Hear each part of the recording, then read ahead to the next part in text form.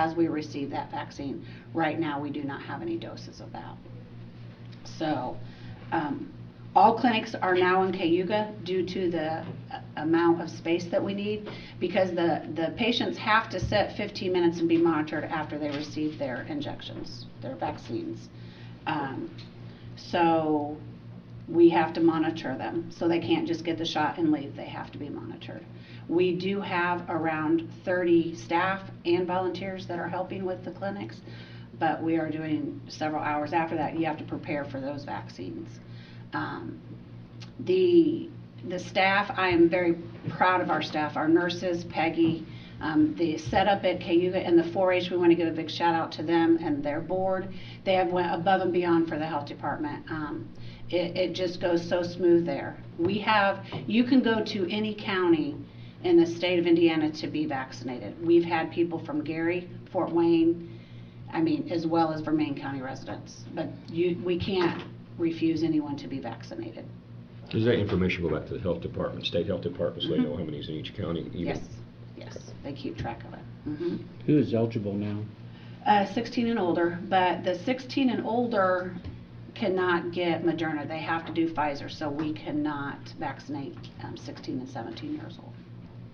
We don't have the freezer type to be able to store the Pfizer vaccine, so we have Moderna. Is it by still registration? You have to call them? Yes, we would like you to register. That is the quickest way for us. When we're in clinic, and Peggy can just testify to this, that backs up everyone if you're not registered. If you are not registered, it's not an easy registration process, so we will help them. We won't turn anyone away if they are not registered. We will make sure they get vaccinated that day. How do they find their registration, or how do they find how to register? They can call 211, or they can go to Our Shot, which is OURshot.in.gov. And then you will go to Vermain County and select the fairgrounds for registration. There's some question about the Johnson & Johnson on the news this morning. Is that still going to be distributed? The Johnson & Johnson that Vaccine. has the issue that Yes. had. Well, I assume they only have one vaccine for COVID, right? They have one vaccine. We're not receiving any. I did not get anything on our call yesterday on the Johnson & Johnson. They are waiting to see what happens with that one. Okay. You okay on your funding? Yes, we are doing well. We got word yesterday that the state is going to offer us some more funding, so as soon as that comes our way, we will be applying for that. And on top of this, we still have to continue with children's vaccines. So that's something, that's been lost with everyone, not just us. So we need to start recouping and get these kids back in, so she's going to have clinics for those as well. And we may even be going into the schools, the high schools, and doing what's called a closed pod with the permission from the parents for the 16 and older, if we get that vaccine, to administer it. But how many in this room, just real quick, raise your hand, have had the vaccine? Pretty good. What about you guys? I had COVID. That's my own personal. I had Okay. I got the real thing. So. Okay, but you can still get the vaccine if you Not like. for a period of time, I can't. Okay. We've had no reports of any serious side effects from it. Basically just the flu-like symptoms. That has been reported. If someone hasn't reported it to us, we won't know, but right now it's just the flu-like And the state symptoms. also has its own recording system as well. We hand out information on that when people come in. But we'd love for you guys to come up and see us. We'd love, even if you don't want a vaccine, come up and see how this county has pulled together. It's a wonderful thing. People are so appreciative. Our nurses are great. People, if someone can't make it in the building, they go outside and they administer it in their vehicle. Everybody works together. And we've had a great supportive community support. Several organizations, grocery stores have supplied food for our staff during that time, because they do not get a break. It's once you go, it's go time. So Can you provide us a list of those I sure will. people? Yep. And I sure will. Yeah. Appreciate it. and we've got some super volunteers. I've heard good things at the clinic. Persons that have gone through there, it was like clockwork. They were able to get in and get their vaccination completed and out in a very timely manner. So very nicely done. We're a good, strong knit team. We really are, even prior to this. And we've had a lot of training and preparation, so it's good to see it come through. Yeah.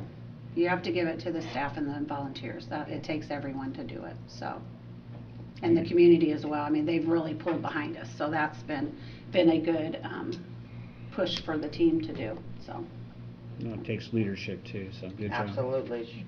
Wendy deserves a lot of credit for the amount of hours that she's working and top of running the office. You know, you still got birth certificates and death certificates, and life still goes on. Right. So you are welcome to visit the site Yeah. if you'd like to. It's very well set up, and I give that credit to Peggy, and I know Mark O'Hare helped. And Yeah. One of the questions, I seen somewhere on email something about the North Mains will have their prom there. Yes. Is it true? And does So our does the staff- county need to assist you all? So, I mean, Our staff will be Get that taking cleaned up. we're gonna take that weekend off. I mean, they've worked since March of last year with very little time off. So, we decided to take that Saturday off. is there any assistance you need from the county in getting that cleaned? Or- I don't think so. It's pretty well mobile, Yeah. so we'll go in and just put the tables and chairs up, and the 4-H, Becky Holbert has showed us where we could store our stuff there, so we don't have to pack it up and move it. Now, we're looking at, in June, we're gonna have to probably relocate due to they have fair coming up that month. So, we're gonna look at doing something different during that month of June. And depending on numbers as well, will be what size of facility we need. Our health department's just way too small at this point to run 200 people through, and they have to set 15 minutes. So that's, I think we're doing like 12 every 10 minutes that are going through. Yeah. What weekend is that you'll be? The 24th, that's Saturday, that is their prom.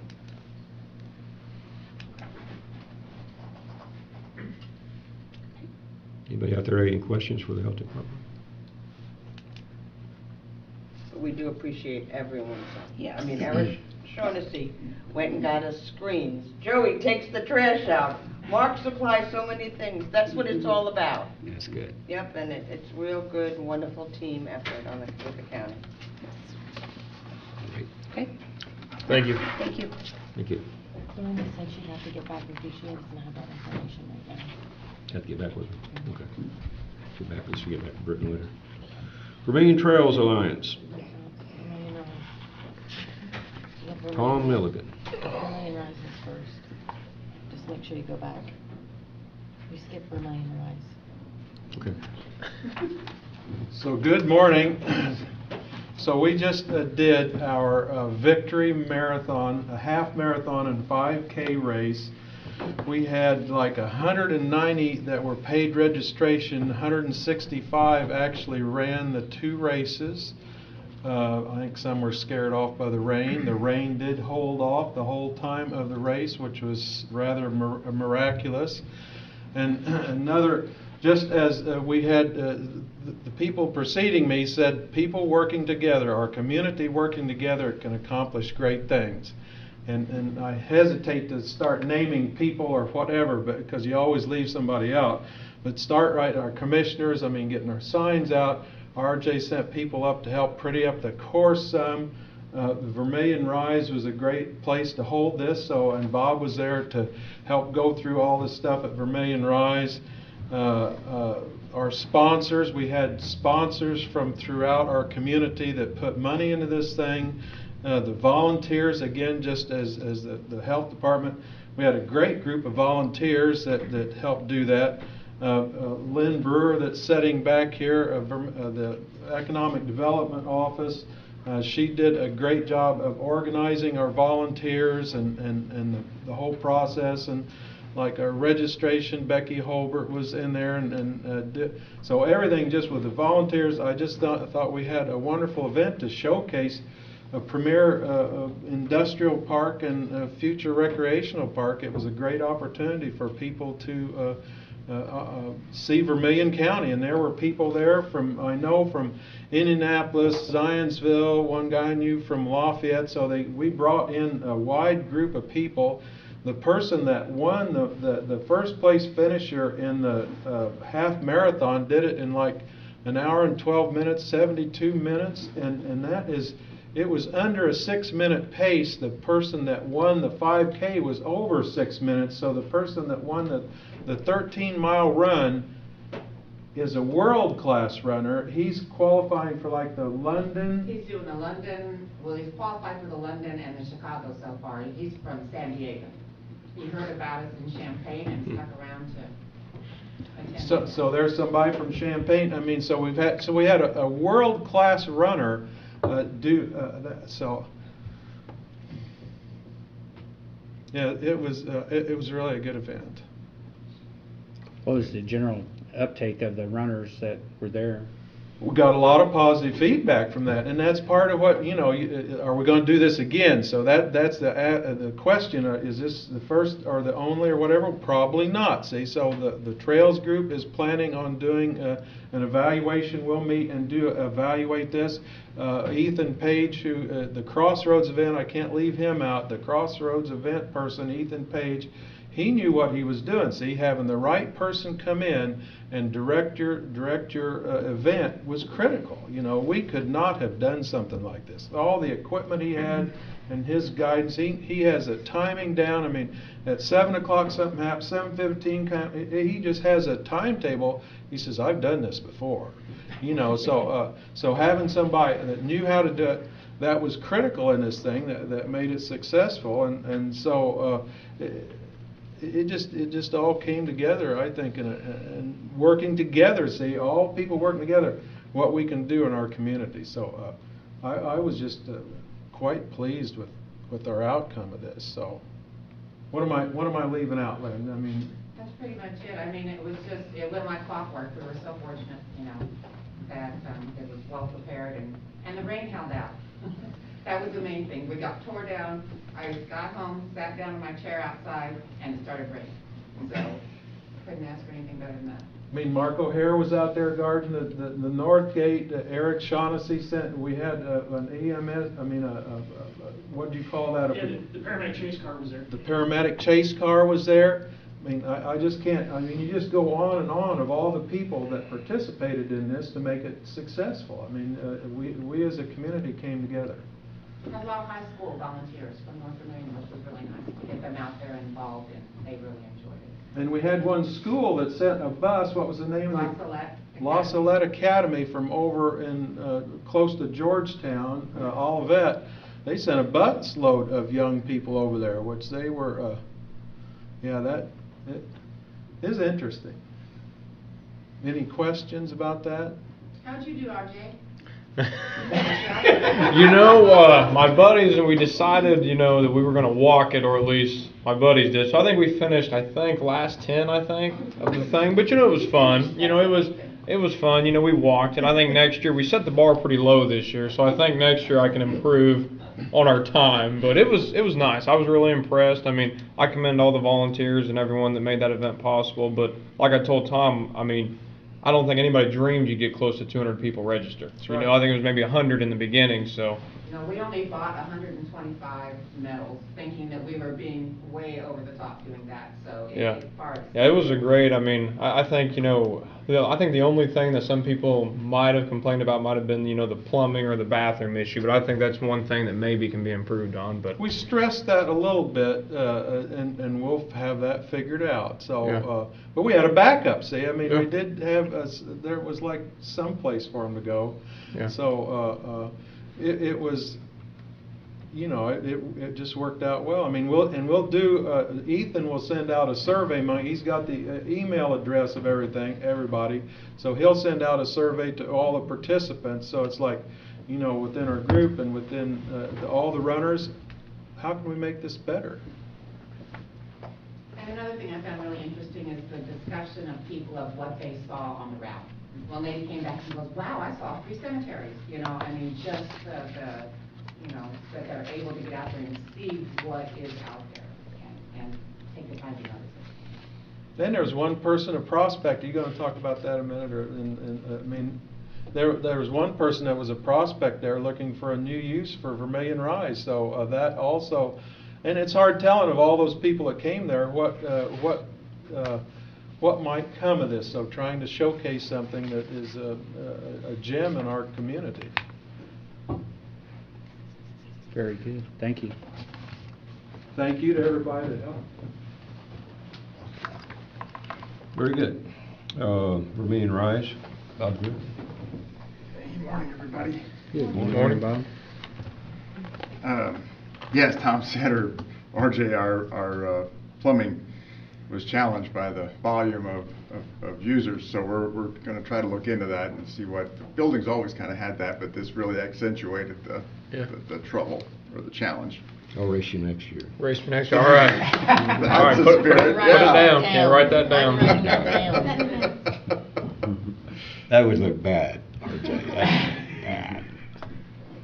Got a year to prepare. Yeah. Yeah. Got a year to prepare.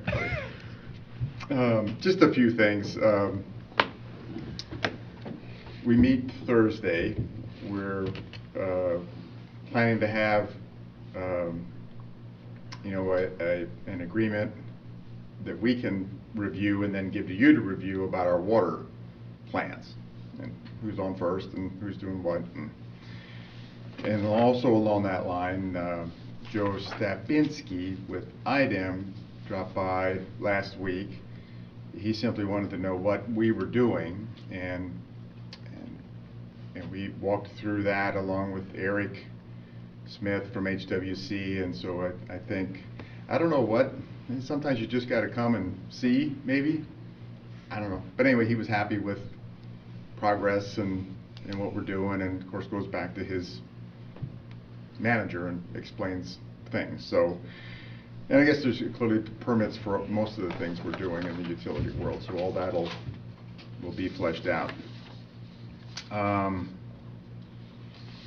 Met yesterday morning with our friends at Regional Planning or West Central Thrive, and continue to try to see how we can find some large dollars from the Economic Development Administration. I think it's one of the targets for our roads out there.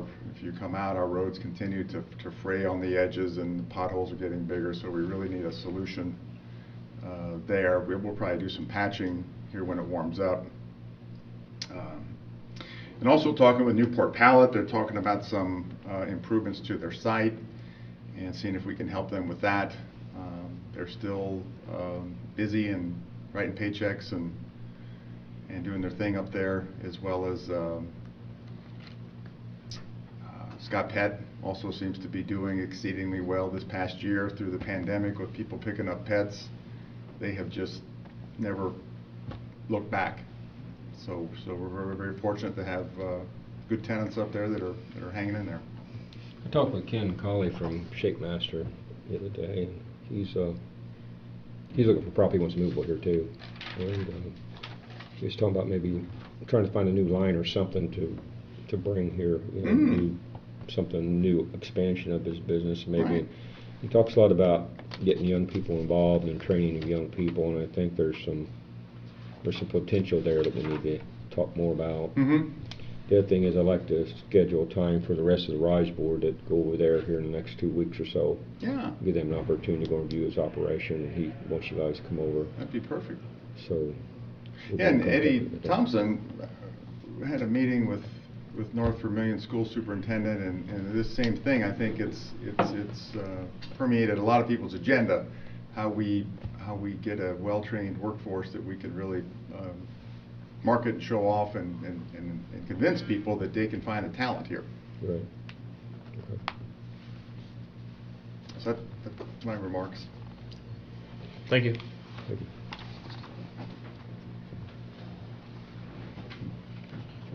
Next on the order of agenda is jail renovation. Brett, you want to speak on that? Or RJ, you can speak on it too, RJ. I'll defer to Brett.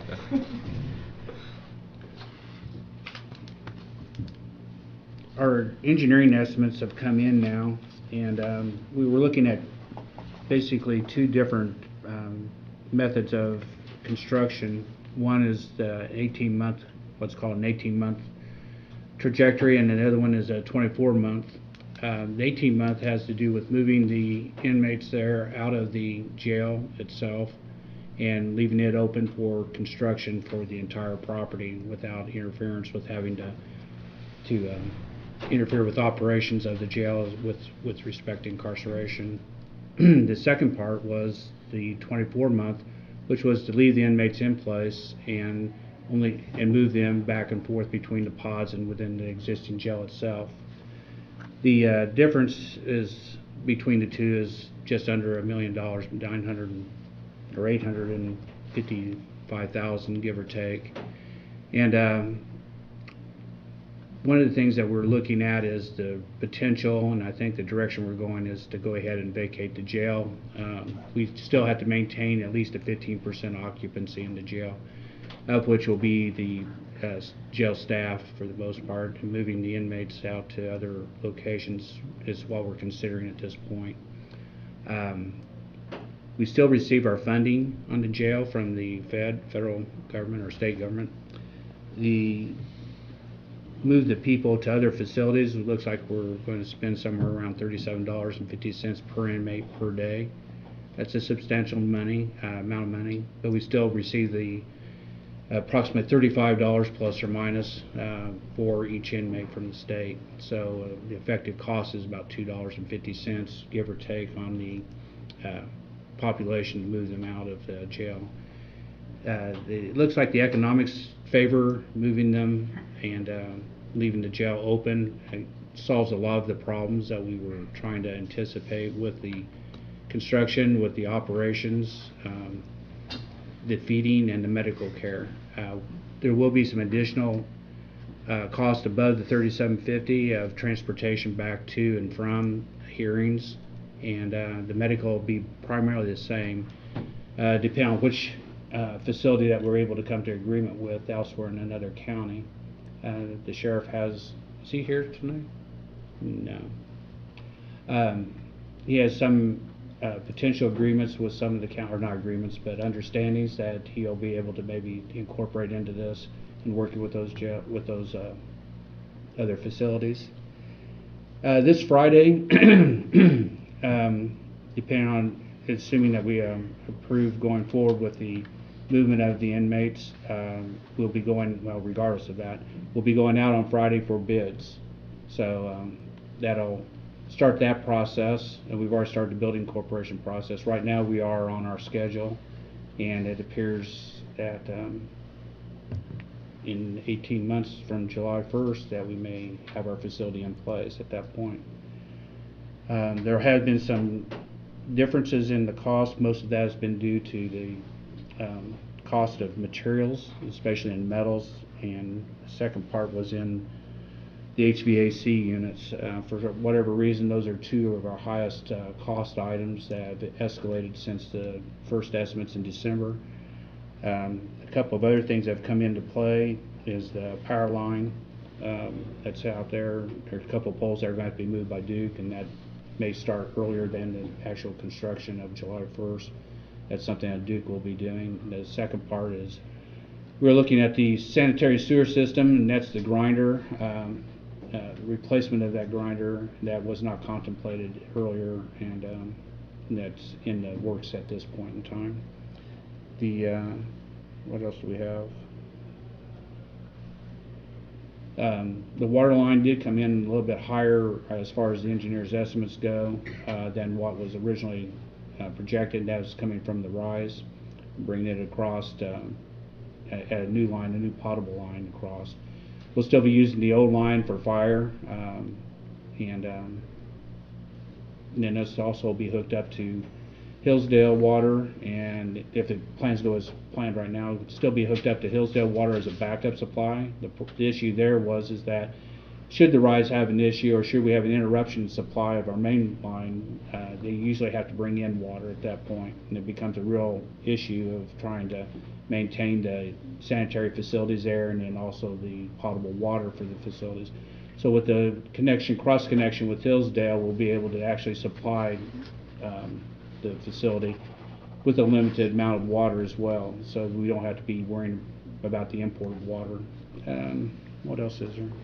We need to make a open public statement on what we selected between the 18 and 24 month today, as far as. Oh, we need to make a motion to that effect, yeah. Whatever your regulation. Yeah. The 18-month costs came in, including contingency, at $22,908. 22 million. Hmm? 22 million. You know, oh, yeah, a few decimal points there. I want to make sure. We got a real good price. 22 million, let's try that one, $908,659 was the estimate that came in on that.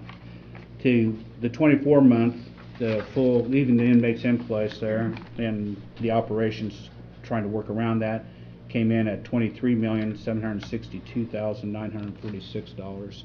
Again, that's like an $854,000 difference. Is there, you want to have some discussion now, or you want a motion? Yeah, one of the things I think that you want to discuss a little bit more about that them are estimates. It's not bid yet, so. Yeah. You really don't. These are engineers' estimates. It's based on the design that we have currently. There are two alternatives. Basically, these estimates are broke down by the CSI construction, I forget what CSI stands for, but it's a construction index.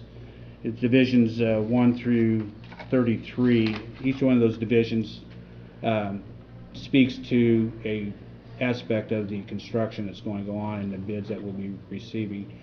I don't know exactly how many bid packages we're looking at, but I think it's between 12 and 15 bid packages that are going to be actually put together. Those will be, depending on which selection we take, those will be, well, they'll be done actually. It's just a matter of how they'll be put together for this Friday. There's contingencies in this for any escalation in costs that we're not anticipated as of this date.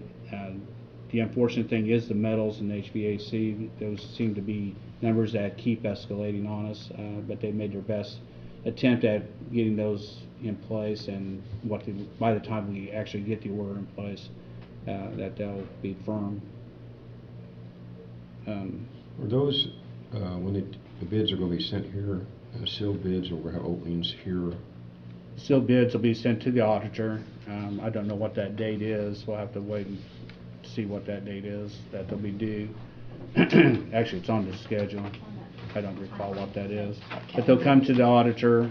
They'll have a period of time to prepare, ask questions. May 13th is when they're due.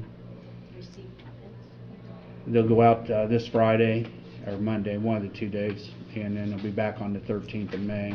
And then they'll take them under, they'll be opened on the 13th here at the courthouse. Once they're opened, they'll take them under, most likely the commissioners will take them under advisement. They'll be analyzed, pick the lowest and best bids that we can receive. So Again, you said lowest and best bid, right? lowest and best. Okay. Yeah. It'll be upon the recommendation of the engineer, and it'll also be, there may be other inquiries made to the bids that are being put together. We do anticipate, there was some question I got calls on about, because Garmong's the construction manager and they have constructed before, that they were going to have basically their contractors totally involved in this project, and that's not true. Garmong cannot participate in this process of bidding anyway, as being a construction manager. So their group is excluded from actually bidding on the project. They're our construction manager though.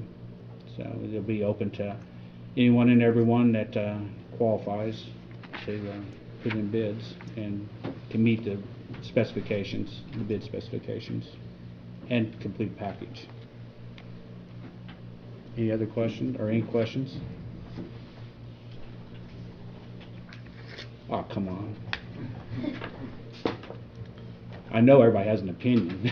I guess that's an opinion, not a question. Then. Anybody else?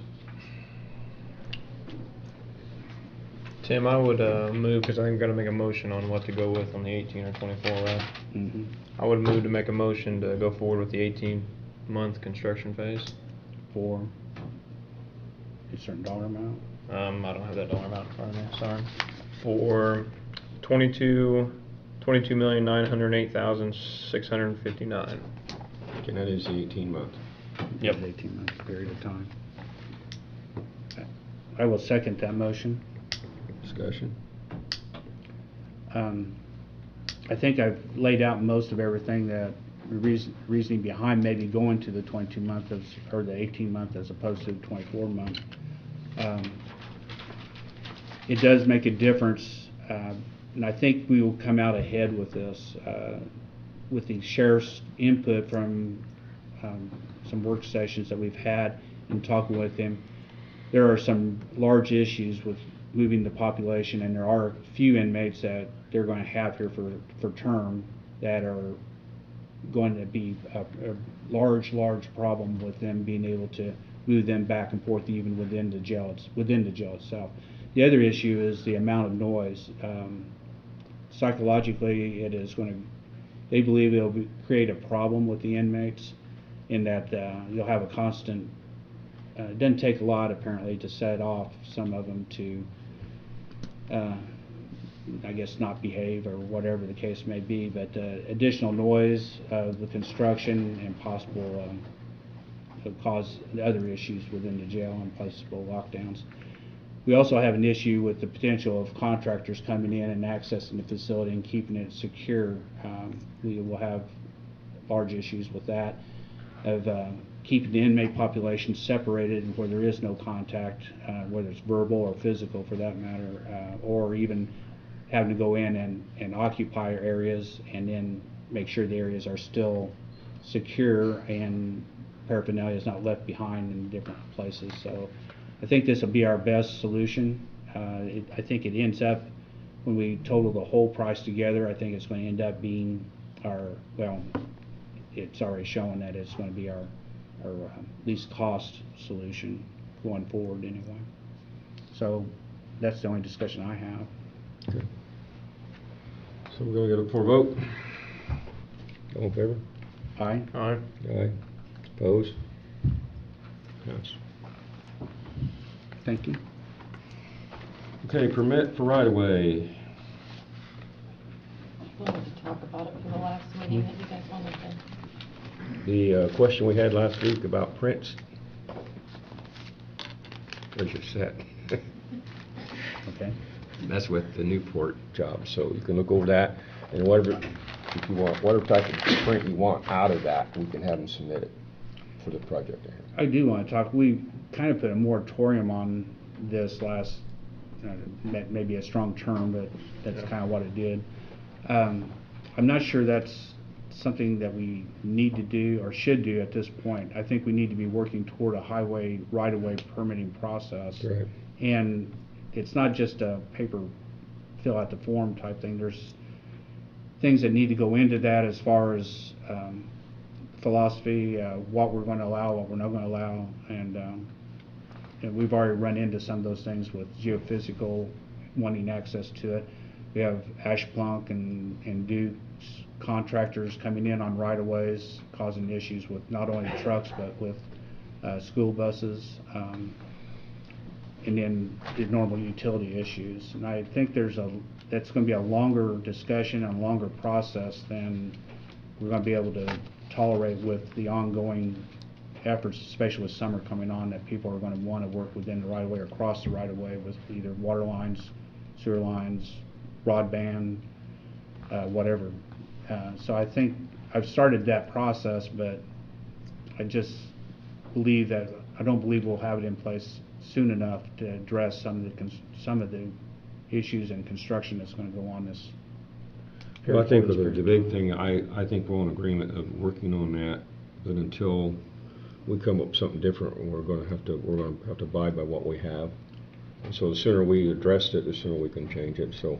Yeah, and what we have, it's a matter of us really making sure that those are being provided. It's just in our current permit anyway, we already asked for plans, we asked for approvals and so forth, and this last time was just a total, I mean, they didn't do any of it.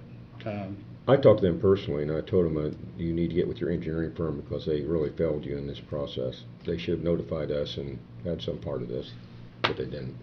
Yes, and anyway, because I think we can still work with that process, it just doesn't spell out anything, so it's gonna be up to, I guess, us to be able to make sure that the public health, safety, and welfare is provided for.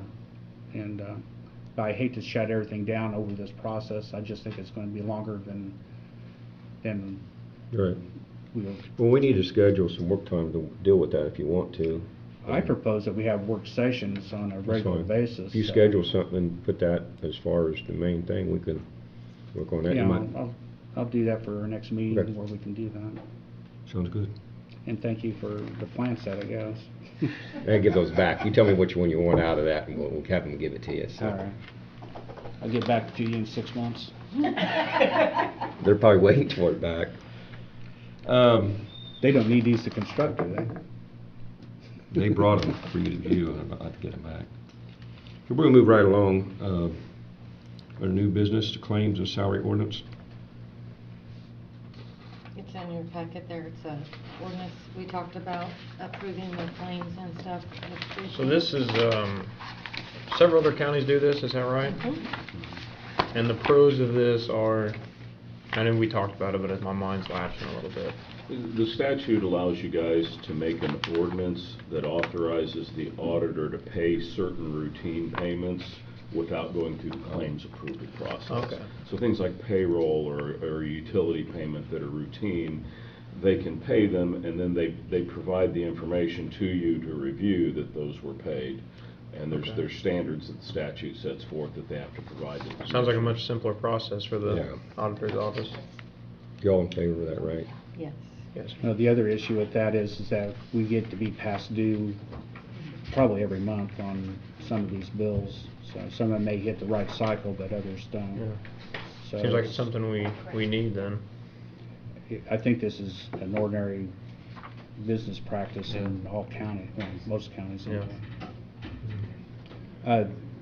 Remember, we want to read these first and then enact them at the next meeting? It'll be fine. I really, in this situation is, I guess, yeah. What we're trying to do here is, government, and I think we're all three in agreement, that we as a county are going to do ordinances and things differently than normal. A lot of times in the past, they'll bring something in here and they want to pass something and they want us to approve it, and we don't think that that's a proper procedure. We think that when something is brought to us, that we ought to put it out there for the public to have input and feedback before we make those decisions, especially ordinance like solar, or wind, or things with restaurants or things like that. I think I could speak for each of you, or unless you want to comment, but that process seems like in government is done too quickly. It's not.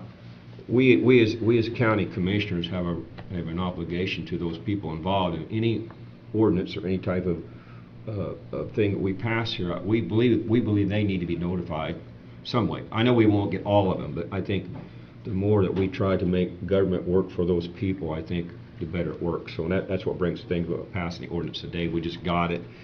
I mean, even though it's a different situation, but it's fine if you want to wait till next meeting to do that. Yeah, unless it's an emergency order, and we can do that, but I would prefer that we read Fine. these, make sure that everybody has an opportunity to comment, because there may be some good comments come in just because it's presented from one person and not everything's considered necessarily. I think it gives a 2-week period basically before it goes to a final reading. So I think that's what we'd like to do. There are certain ordinances, kind of like I don't know, there are probably ordinances that we will want to, and this could qualify as one, but I don't see it as being an emergency. So I think we should read it and bring it back, and if there's comments, we can receive those, take those into consideration whenever we go to the final, to either amend it or to vote one way or the other with it anyway. Anyone have any comments on that process? I mean, does it sound good to you? I mean, makes I sense? just want to say, I think it's a wonderful idea. I mean, I know myself, I've had to kind of ask Annie to put things in just to get it in by the deadline, so I don't have late fees, so, Right. I mean. Government can be process better. that can slimline that, that's. Government can be better, and I think Vermillion County can serve as a model. I mean, And I think that's a good point, is positive comments, where it does help, comes into play too, in support of it. Whether you don't like it or do like it, it's nice to know what those opinions are. They do matter. We had I guess it's a sheriff's deputy, volunteer sheriff's deputy, make comment on the plan sets, of which our QAW had not considered. And so we threw that back to our QAW, and it's something that the sheriff did support, and it looks like something that we're going to change on the plan set. So it's a small detail, but it was an important detail. So it does make a difference if you do make comments. That won't hurt you for that short amount, well, 2 weeks. Okay. I'd like to provide county ordinance, I guess it's 2021-4. Is that the correct one? Yeah. Approving claims and payroll ordinance, Vermilion County, Indiana, by title. That this will be first reading, that we'll take it under consideration at the next commissioners meeting. Call for a vote. I think we can just agree on that. There's not really a vote needed. unless It's somebody okay, just agree on that. disagrees. Just tables, okay. Okay, very good. Good conversation. And I also want you to know that you're here and you have a right to speak, so you'll have your time here in a little bit. See where we at. Jill Pastore? How much time do you need? 5 minutes. Huh? 5 minutes, Okay. maybe. That's fine. So I'm here with Child Adult Resource Services, and we received a grant through the Round 1 grants that is called Community Connections for People with Disabilities, and it's offered through the Indiana Division of Disability and Rehabilitative Services and the Office of Community and Rural Affairs. And so the goal of the grant is to connect people with disabilities, make sure that they're staying connected while there's still restrictions, which we're kind of moving past that, but they're still offering the grant funds. And so we received this grant through Park County during Round 1 grants, and we're getting ready to implement the program. We thought we were going to be able to cover multiple counties, but they want us to go county by county. And so the county is the recipient of the grant, and then we would be the sub-recipient. The responsibilities of the county would be, we'd submit our claims to you. You guys would, if awarded, would then submit them to their process. And we would also have a public hearing prior to submitting the grant that someone would likely need to attend as well, just to open conversation to the community about what they would like to see for this grant. We'd explain what it is and just see if they have any ideas, if people want to be involved, those kinds of things. See if there's anything else.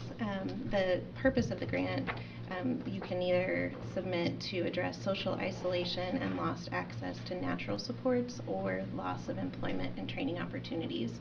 And again, the target population is people with disabilities. So we serve, I think, 20 to 30 clients in Vermilion County, and then it would also be open to other clients that are served through different providers in this county. So an example of what we did in Park County, we have a device lending library. Some of the devices have internet access for individuals that don't have internet already in their home. Others are just sharing a device, so they don't have access to their own device. So then they're able to log on to our online learning and still be engaged in what we're doing with day services. So you got this grant for Park County, it says in here, but you're providing that service also for Park County. Yes, we have a, it's based out of Park County, so those are for Park County residents, and we're wanting to open it up to other counties as well. Is there a cost sharing requirement for the grant? No. And how much money is coming in from the grant? So for Park County, we originally requested $200,000, which that was when we thought that we were going to be serving multiple counties, so we probably didn't need that much and won't use that full amount. But I would guess it would be maybe $50,000 to $100,000 for the county. What was Park awarded, their total? 200,000. They were awarded the. Yes. Wow, that's. Yeah, even after I changed I explained what happened, and they still gave us the 200,000. So. Wow. Yeah. A lot of money for Park County to use. It is. What is the money used, or is it for administrative purposes? So we primarily used it for, we have 3 program coordinators who are running the online learning, and then the device lending library, internet access plans, and other programming materials that were needed to implement. We're basically, I don't know if you guys are familiar with the Shawnee Center in Attica, or outside of Attica, but it's a day service program for adults with developmental disabilities, and pretty much what we're doing is just offering those services online now, so they can stay engaged with their friends, teach them different skills that they would learn at our center, but learn in their home. So. And you said you're servicing 20 to 30 residents in Vermilion County? Yes, So and do you then think we if would notify other providers and see if they would be interested in. So do you think there's a possibility if we move forward and go after this grant, whether it be 50 or 100,000, that this service could be expanded in Vermilion County? Because I'm sure there might be more than 20 or 30 Yes, yeah, those residents are out of just 60. our clients, so I know there's more people that need Yeah. services. Mhm. Do you have a budget or anything that you can? Not yet. Work That from? would be after we do the public hearing, which I'd try to get scheduled as soon as possible. The due date is May 21st for the grant, and the public hearing has to be held no more than 10 days prior to the announcement, so I need to, if you guys do agree, get on that. But after we know what the community's wanting, which direction they want to go, you know, if they decide, well, we really need job training for our individuals with disabilities, and we need to design a program around that, it would look a lot different than what we're doing now. So. And you said no cost to the county? Yeah, it's pretty much just the work of getting the claims vouchers and partnering with us to submit the claims. And how are you paid? I'm paid through CARS, Child Adult Okay. Resource Services. I'm a grant writer and do this. Okay. I see nothing but potential benefit from this. If the other commissioners are in agreement, I would move forward with Jill setting this up. And Yeah, I don't see what's the downside? is there any? Yeah, there's not really. I was wondering, Yeah. it's hard to say no to something that doesn't have a downside. Right. So, Do you work, CARS, is that a separate entity, or does that come under West Central Indiana Economic Development? It is a separate entity. It's Okay. a nonprofit organization. They were founded in 1969 when they assumed all of the ARC associations, all along this side of Indiana. Okay. So several of them came under the umbrella of CARS, and they've just grown through that. I don't see no problem with it. why do you need our support? Because it is required that we partner with a government entity. So whether it's city, county, or other, we just have to have a government entity. So you would be the actual recipient of the grant as the county, and then we would do the work. And will this include our towns and cities as well, or is it just Vermilion County residents? I think it's all encompassing, is my understanding. If they live in the county, then they can participate. Okay. So there is a recipient and sub-recipient agreement that I can send you, and you can look over all the terms if that would be helpful. If we have to sign something, yes. Okay, I will do that. So what official act do we have to do here, or do we just? Well, I think we need to see at what the the agreement is, Mhm. what we're agreeing to. Do we not? Yeah, Yeah. I would We prefer are that. interested, is what I'm trying to say. When Looking we, at it. I think we want to move forward, but I think we need to see the agreement as to what we're agreeing to. And There's a link there for the grant. right, I see. On Yeah. there, so. Well, excellent. I think. Okay. I don't see All any right, well, downside to it. I can email, you can get it through that link, but I'll just email it to you for ease of, thank you. Okay, great. And there would be no problem if we didn't officially, I mean, do we have to officially take action after the signature, like the 20, what's the next meeting, the 27th? 27th. Would that still be enough time for you to do the grant in May? I think so. How long does it take? I know some newspapers don't publish public hearings. Eric? How long does that process take? If I was going to put a notice How far together. ahead do you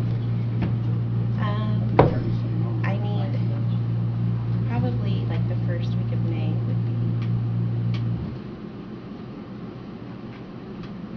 Is that when you want to have the hearing? The announcement, yeah.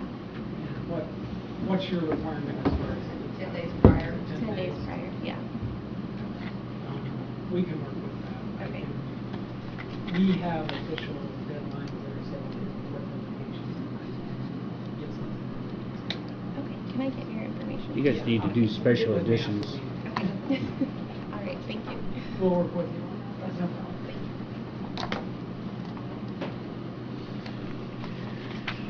Okay, next on the agenda, So she said we did have enough time. Yeah. That's what proposed residential solar energy amendment to Vermillion County zoning ordinance. How does it make a shot? I don't know, how's it? I can't see it. Turn the light switch off if you want to turn the air conditioner off. Right beside it, down low, turn it off, click, bam. That's a lot simpler than going to that. It's hard to hear. Okay, I'm here on behalf of Area Plan for the residential solar. We started talking about residential solar immediately following our commercial solar last fall. We were supposed to have our first meeting in December to start going over it line by line. That was canceled due to COVID. So so we started in January. Then during our February meeting, we had 4 citizens present. During March, we had 8. We ran the legal notice, the entire ordinance in the Clintonian on March 27th.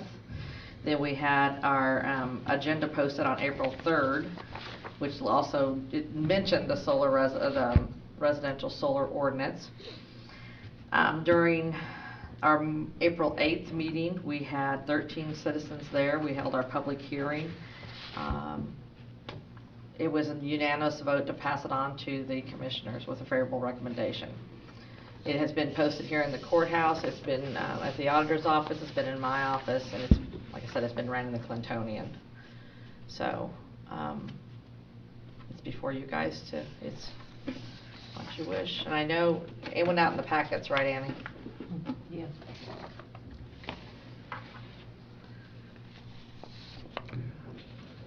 Have we had this posted on our website? I don't know that it's on the website.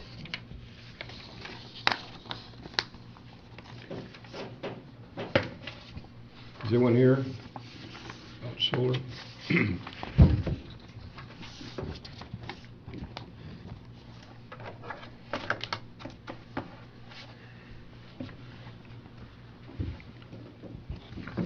So how does this affect residential?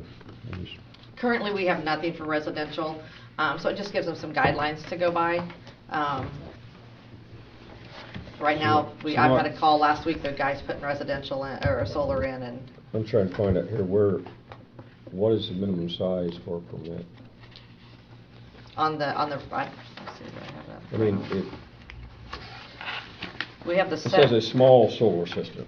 Right, these are for residential, so typically they're rooftops, some are ground mounted. Okay, there's residential on page 2, 3B, ground-mounted solar systems. Ground-mounted solar systems may not extend into the side yard or rear setbacks which originated in the minimum design tilt. It's all pretty much spelled out in here. If you go, This says residential one, right? Yeah, this is only residential. Okay, there we go, I didn't. Yeah, it's only residential. We did commercial last year. We might want to revisit that, I know you don't want to hear Sure, that. no, We might. I've heard that we may be revisiting it, and that's fine. Brittany, you hear what I said? We might revisit the solar Yes. commercial. But the commercial, yes. That's not what this is about. I want to say something right now when we're on this subject. Today, it might be happening at the State House. I've been in contact. 1381 bill came out of committee and it was passed out of committee on the House side. When it came on the Senate side, it came to a lot of resistance. we as Indiana Association of Counties all came together, and we commissioners signed a letter opposing that. And today we might have an answer on that. The state came back with some, the problem is, if you don't know, 1381 bill has taken away local control of zoning and making the state set zoning ordinance for the counties, and we have no say. With respect to? What? With respect to solar and wind. Only. Solar and wind. Yeah. And so that's been the issue is not so much, it is somewhat the solar and wind, but it is take away local control from counties. And people I talk to don't agree with that. And so right now that's coming up for a vote. I've talked to Senator Phil Booth. He's voting against it. I talked to John Ford, another senator, he's against it. Been in contact with the Indian Association of Counties. I think there were 60 or 65 counties that banded together to come out against that. And there's no way that they should take that control away from local people. Government here, we know how to run our county. They don't. But one of the things, a couple different things in that bill is they're trying to pass it so I think we have to June the 30th, correct me if I'm wrong, someone, but we have a certain amount of days there that the local counties can adopt their own ordinance. Some of the things they put in the bill is that if we ever go back to alter it, then the state will take it over and you have to go by the state's requirements. So there's a lot of resistance on the state level, and I don't know for sure if it's going to pass. But House Bill 1381 is a big bill. It's going to affect maybe our counties. And I think the majority of the people do not believe that states should be able to control us. It's amazing what they put setbacks, the state did. Everything else was different, but state parks, they want them out.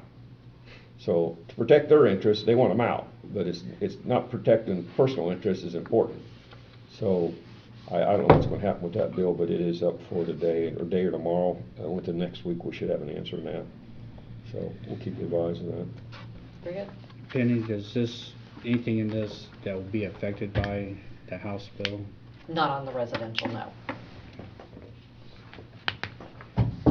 And it comes with a positive recommendation? Yes. Correct. Is there any comments from any? What happens if somebody already has it? Does that affect? They're grandfathered in. Okay. And so it's like I had a call, well, I guess it was just yesterday, about a guy putting one in, and we have nothing in place, so he can do whatever.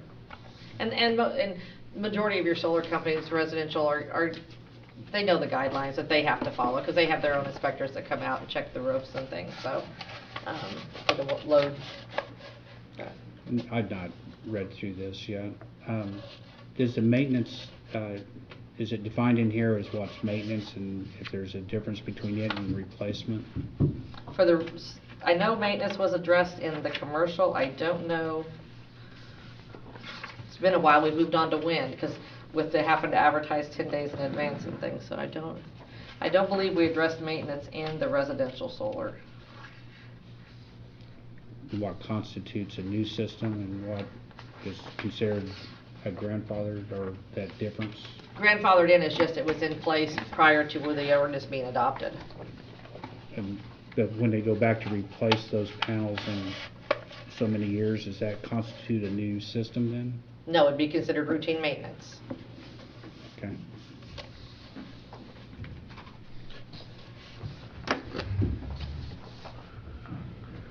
So we'll take us under advisement, right, for the next meeting? Yep. It can be the first reading if you want it to be, or you can It's take up it to under, you if you don't guys. take it under advisement, then it's not a first reading.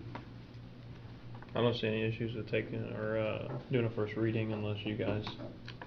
I don't know, I've not had an opportunity to. Haven't review read it. it. I need to look at more anyway. If you guys want to take it under advisement, I know Yeah. I read it already, but that's fine if you guys need The to. process we started. In your opinion, House Bill, whatever, 1831, whatever it is, won't influence this whether we do it or don't? I don't think the House Bill 1381 is going to affect the residential. I think that's my personal That's opinion. what I believe, but Yeah. I've not read the latest on it. Okay. Yeah, I'd prefer to take it under advisement and then go to our first reading after. Very good. Put it on the agenda for next week. Joint's here today. Sorry we take so long, but Oh, no, getting paid. Well, have a sit. How we doing? it's fine. Good. was told you'll have some questions. Yeah. First of all, my question to you is, and you're all free to ask questions. Right now, we operate, if I'm not mistaken, under a blanket right-of-way, correct? Yes, With that's you all. correct. And I know in the last, you're doing a project here around Cayuga, Yes. and you submitted a prints for that. I've seen those. That's District 2. But the question I have right off first is, there's two questions I have. One is, we're granting your easements to put this in. I think Britain is going to be, and we're going to be looking at doing that better, but right now with what we have, what is your plan? I know if we're granting you permission to come to the county, is your plan to service all those people on that line? I'm glad you asked that. I actually brought a residential service plan that we worked on. Yes, and we would like to expand our lines. I think it's going to take joint effort. I mean, we can't obviously build everywhere and afford to. We are finishing up the mainline construction in Cayuga right now, and that's work under Next Level Connections, which is an Indiana grant program. Is it state funded then? Yeah, it's administered by Okra under the Lieutenant Governor. Was that taken care of through our economic development had something to do with that? I know that we applied, Joint applied to the website of Indiana, so I'm not sure. Okay. No, it's nothing that economic development had. That's a grant they pursued on the. Yeah. I know that's something else I need. I need information from you from what the status is, economic development on the internet for the county. I need an update on that for some other things. Go ahead. Oh, you're good. The current one we're doing will service 19 homes and 8 businesses along the path. That's all, it's like 80-20. I think 80% the state paid, 20% joint pays for the main line. Sorry, I get a little nervous. We're trying to do what we can. We committed to provide residential to the homes that we passed under that bill, or under that grant. The install fees would be roughly, I think, $250 for up to 100 foot from one of our boxes. Then it's about $15 a foot, so that gets pretty expensive. That's to be able to make the residential packages affordable for the customers. She said $250 within 100 feet? Yeah, within 100 foot. You said of a box, is that the line or one of yours? One of our, boxes, handhold boxes in the ground with the So posts. just because the line goes in front of your house doesn't mean? Not necessarily, no. It just, there is, we're working on some things where, that might be a possibility. We've installed some 7-way duct, so anytime you see that. So how many of those boxes would you say are like in Cayuga, for instance? Because I've heard a lot of complaints of residential, even I think our council president will vouch down in Clinton somewhere that there was a line ran right in front of her house, and she really wanted, and I think a number of like 15,000 was thrown at her, or 10,000. Some of those numbers are just not affordable for families. So I'm gonna say I can agree with that. I mean, and I don't know that situation that you're talking about. Yeah, I'll just use an example. But the boxes are usually about every corner or within every 500 foot. I mean, depending in towns, it's generally that way. There's some times where we've had no room to put one because of right of way or something that we've had to, skip them. But that's generally how we do design that. To hear something like that, it sounds like it's a little further away. I mean, I don't know how far. Like 500 or 600 foot, you can do the math on that. If it's $250 for the first 100, the next 100 is going to cost you $1,500. So that's $1,750 for 200 foot. We do think that there's a opportunity for a reimbursement fund to be set up to further help get them connected.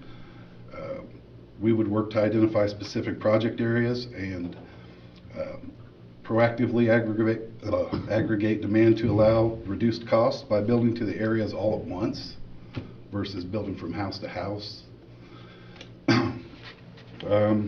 Some subsidy will still likely be needed, but we're committed to working as hard and creatively as possible to expand our network. I mean, in theory, I think We did Cayuga, we're all over Clinton right now. All those people are available for connection that are along our path. We have people currently employed that would work with whoever you guys could provide to kind of get some kind of grants or local money, whatever we can do to. So this $250 for the first, you said 500 feet? 100. 100, sorry, let me scratch that, 100 feet, and then $15 a foot after that? Yes. So when you're running these lines, how many of those residential homes know about this? Like, is this an act of, like, you stick a flyer or, you know, something in their mailbox that they know about? Yeah, we've just started residential. Matter of fact, this Next Level Connections has really pushed us into that. Okay. I'm not sure in Vermilion County right now how many we have hooked up under that plan, but we're talking the last few months. We've just started kicking this out. I do have a flyer I'll give you today. It's on our website, I believe, for residential service. They're affordable packages. We're talking once they take that additional install fee, it's like $69 a month for 200 megabit How much service. more? 69. But we do offer higher packages, and everything's just like anyone else, where you can get your 200 megabits package for $69, or all the way up to like 1,000 megabit service for $199. So it's just, they vary. There's 4 packages. Back to one of the original questions. So you're saying that if this goes and we grant you right away, which we have, you're going to make every attempt to make that fiber available to the people along that route? I've personally, the whole time in Vermilion County, I've been on our design team, and from day one when we came into the county, we have planned that way. I mean, we have set it up so in the future we'll be able to come to these places and service them. So most houses, if we come into a group of 3 or 4 houses, there's always going to be a handhold near those houses. So yes. Okay, another question. Maybe John could give me some clarification on this. There's money coming available through COVID and different things, and we as a county, I think we all agree that broadband is a major thing that we'd like to see improved. But how do we as a county interact with a private company? I'm saying, how can we take funds to assist the development of a fiber project? Let me do a little bit of research and I'll get you something. Do what? Off the top of my head, I don't know. Let me do a little bit of research and I'll follow We would also be available to help him figure those situations out. We do have people, like I said, who Has economic development worked with you on some of these, or do you know anything about that? No, I don't know anything about that. We just did the broadband ready program just to make sure that they could come in within 24 hours and get the permits and stuff they needed. We did a letter of support to Oprah. I know we passed that, but I didn't know if anything else had been. I mean, we're on them. We were. I'm just trying to say, if we want to do something in the county, expand, I mean, because COVID and stuff, especially with the kids and stuff, and not have access to. Thing that concerns, I'm sorry, what's your name? Tim McCombs. Tim? Yeah, and I'll give you my cards. The thing that concerns me is that we've got private companies coming in and there's no plan here, or no apparent plan to me anyway. We got Joint, we got Verizon, we got AT&T, we got lines being put in, lines being abandoned. We have never abandoned a line yet. I'm not saying that, and I know you're not. But the problem is, I don't see a plan of any source that we would like to work to come up with some plans. We would love that opportunity. Right now, our plans have been, this is where we need to get it built to. We've built a ring to protect everyone so we can offer a service, and no matter what, if you get hit here, we can provide the service from this side.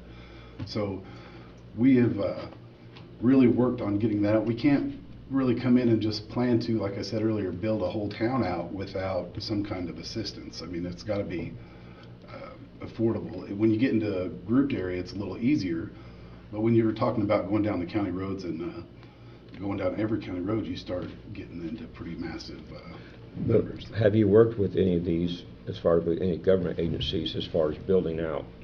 You know, yeah, I mean, Cayuga right now, that's, we put in for 11 grants this last round. I think we probably got the most in Indiana if you look on the broadband initiative. But I think there was somewhere, like I said, 19 homes that we were able to service that weren't able to get serviced. And that's not just in the town of Cayuga. I mean, that's going out. We go outside of Cayuga a couple miles just to reach a couple of people. So these are the ones that they offer for us to service on their grant, but the homes we're passing on there are also available. So Tim, would you say the big part of your plan would be based off the grant then? I mean, yes and no. I mean, Clinton, we're down a ton of streets. We're in Cayuga already, so a lot of that grant isn't covering the stuff we've already built when we come through to service medical buildings, schools. We've come through for different things, and on our paths to those schools or medical buildings, we're able to now provide residential on those already. So would you be able to provide the commissioners with a map per se of where your lines currently are in the county? Absolutely. And the boxes, that way we could maybe look at a plan and, if there's boxes here, there, and there, we can service these 15 houses. Oh, yeah. Or joint could. Yeah, absolutely. Yeah. I would like to see that, where we could see where you're at with. Are you doing this in cooperation with any other services? Right now, I mean, other than customers that we'd been hitting, this grant was just grant Joint had applied for personally through the state, so no, it'd just be us. That's I guess what we're all trying to get is figure out how do we develop a master plan for this, and how do we, I mean, it's another work session we need to come up with. If you could, a good starting point today would just be give me a contact, someone that we can reach out to. I'll definitely make sure we reach out. We're not strangers to doing this. I mean, would this be something economic development could I can say that the director we're looking at, this is one of his top, yes. Or yes. Because I've been in DC, I've been all over the place, and there's been horrendous amounts of money coming down from somewhere, and I'm saying I don't think we've been involved in that process of getting that money. Yeah. Well, could we maybe, Len, could you maybe get your information to him, since we don't have a director right now, since you're kind of the acting. Yeah, and or maybe even surveyor too. I mean, how do you? So you applied for a grant through the federal level, some way to get this, right? Indiana. It was Okra. So yeah, it was an Indiana grant, and we actually, after this, we ended up employing someone to go after the grants to be able to do this kind of work. So okay. Do you not have to have some type of governmental entity involved with that grant that sponsors it? I can't answer that. I don't know. Another question then is that if you're going for a grant, does that affect the county going after any other like grant or different grant for that matter, as far as contributions that the government is going to provide to Vermilion County?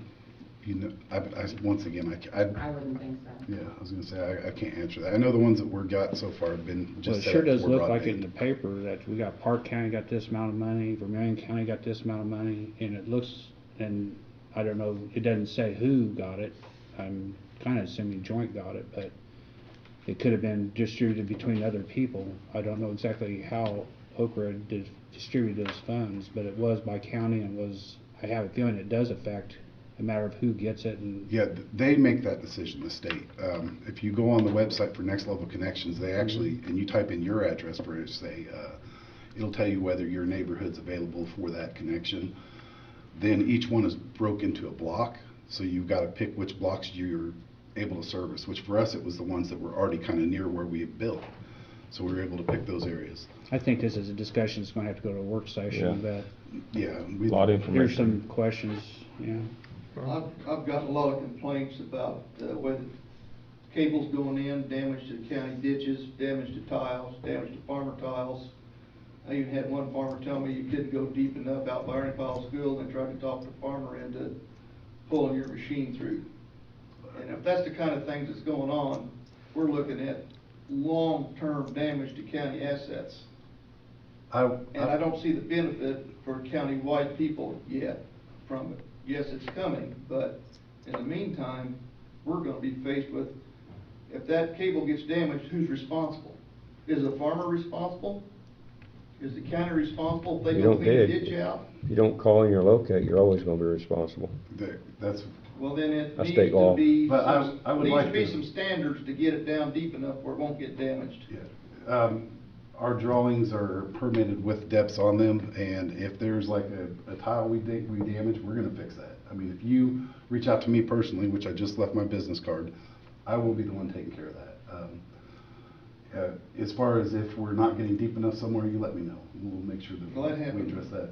Or in Powell School. We already have substantial, anyway, we'll need to go to a work session on this at some Okay. point, and there's a lot of questions. Okay. More And than we should bury into right here, so. Okay. I would like to say, I think I mentioned it to you last time I was up at the courthouse, or I know I've been questioned about some handholds. I drove that same route twice already trying to find that one, and I asked you to just give me a location exactly. One that was close to the road or something someone was talking about, a complaint. Yeah, any complaints you give me, I'm personally gonna take care of. And I work with like McAllister's and other contractors to make sure any work that was put in wrong is repaired. Unfortunately, when it's a tile, if it's in the public right of way, it should be flagged whenever we come through, and if it's not flagged or marked, we can't locate it with a. We don't have any Yeah. records. No, I agree 100%, but that's why I say generally if it's something that we can't see and we hit it, it's nothing that we've done on purpose. I think we appreciate you being here, Yeah. but again, I think it's gonna, this is a work session Lot all of- in itself. Okay. But I think we do need to, if you wanna set a date for one, that'd be fine, but. Okay, and one more thing, I just wanted to say with your comment about during COVID needing broadband, that's, a lot of counties are doing, they're doing hotspots throughout the county for students and things like that, so. We have that issue, I mean, with people moving here. I mean, how do you make Vermillion County more attractive, and communication, internet is one of the biggest ones, I believe. Tim, I think Penny had one question real quick. You've been doing some work in Dana again, and you've already gone through Dana once, so why are we repeating that? That would be, once again, it's residential. We actually picked up 3, I think, customers that will be building here really very soon in Dana along our path. So that's that. Why would that require you to do more lines if they already had gone through? Two reasons. One, if, once we come through, we still gotta get a line from the house out to our box. The duct that we're putting in, or we had put in, was put in deeper than it had to be because of water and other utilities that we had to go under. So we couldn't intercept that in front of the house on that one stretch that we're working. So we're just gonna have to rebore another shot down the road and then hook those people up off of those ducts. Because I had a call about that, and I didn't know how to answer it. Yeah, that's what we're doing there, specifically that job. So you'd be open to come back, and we can. Yeah. Work session. So if absolutely. we That'd be so if we great. discuss a work session in the next couple of days, we can email you and. Yeah, and I will try to bring someone who can answer all your questions about what you could do to get grants or assistance or what could be set up, all that. Okay. And you left your business cards, you said? Yeah, Okay. absolutely. Thank you. Thank you.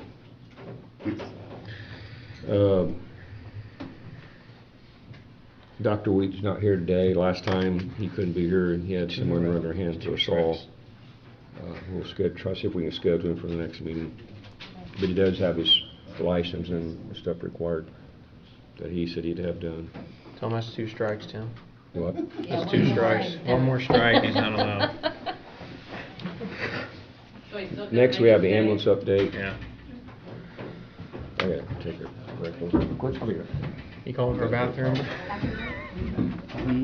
Said he's You want to take a acting- 5-minute break? He said he's taking a break. Thank you. Thank you, Rick. Where's the 10? This is what I've been looking for. Yep. Thank you.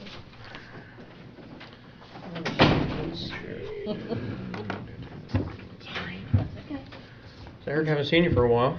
Well, COVID. Yeah, that's true. Yeah, I'll ask a couple things while Tim's in there. So how's the additional ambulance working out down? I don't know if it's in south all the time. It's still, or it's up well, no, north. it floats. It floats back and I forth. mean, they come in the morning and check out in Clinton, Mm-hmm. and then as that north truck, if the north truck goes out, they move up to cover north, and if two trucks are out, one moves to around the jail still. That's why I asked if you could come, because I hadn't heard anything for Yeah, a no, few we're months. still doing everything the way that it has been. I mean, the third truck, we've been busy. If you look at the response times, that's the end of the year report for 2020 is the first one, and the other one is current one. And if you look at last month, Dana really sticks out with a long response time. And I went back and reviewed those runs. It was average response time a little over 20 minutes from the 911 dispatch on those 5 calls, and that's because the trucks were clearing off of other 911 calls because they just hit those exactly when the other truck were getting at the hospital, getting back together, and all the other trucks were out on run. So just an unfortunate time. Yes. And if you look, January was extremely busy compared to January of 2020. And we were just a little over 100 runs in January of 2020, and we were 143 runs. Now that those numbers compose of the transports of actual patient care where we made patient contact. That doesn't include the other responses that we respond to. I mean, just like I was running the numbers. Well, yeah, for the fire calls, there's been 153 fire calls we've responded to this year already that aren't reflected in that because on the fire calls we don't run emergency to. You know, we drive non-emergent to them. You know, if it's a dumpster on fire, because of the contract, we're required to respond. So we respond, but we respond without licensed sirens because we're not going to put the public and our crews at risk for a dumpster on fire or a tree on fire. But if it's a house fire where there's someone possibly trapped, obviously we're going to run red lights and sirens to that. Do you have a total for those non-emergent or the non-transport? 153 as of this morning. Well, I meant for breakdown like this. For last year, or breakdown by town? No, I do not have a breakdown because we don't. 911 can give you that information. I can't because we don't generate a patient chart if there's not a patient. But you log a run though, do you not? Dispatch logs those. We don't technically keep track of those because because we're not doing any care. We're not making any patient contact. So our charting system is all driven off patient care.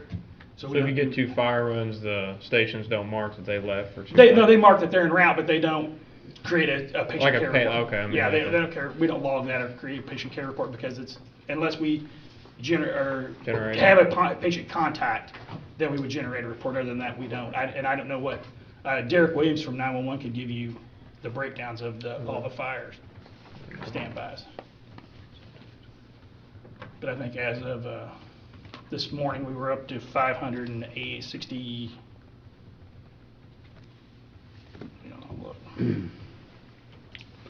536 ambulance dispatches for the year. For this year? Yes. So how's COVID affected you? Oh, it's terrible.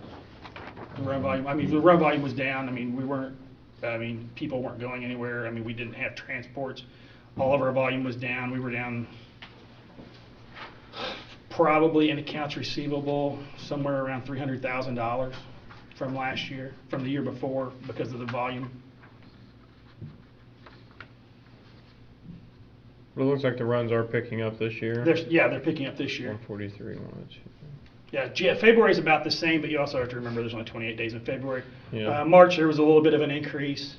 April, we're on track of where we were last year.